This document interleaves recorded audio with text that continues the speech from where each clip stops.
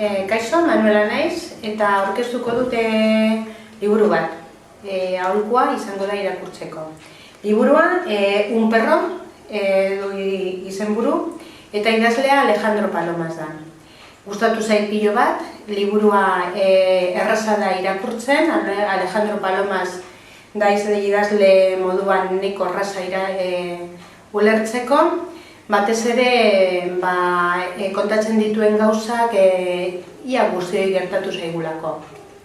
Trilogia bat da, hau da 3. liburua, bestea dira Una madre, un hijo, un perro, eta 3 hauen artean aukeratu dute Un perro, pentsatuz bebai askotan maite izaten dugu pertsona, baina animalia bebai, eta gure bizitzan bere lekua daukatela.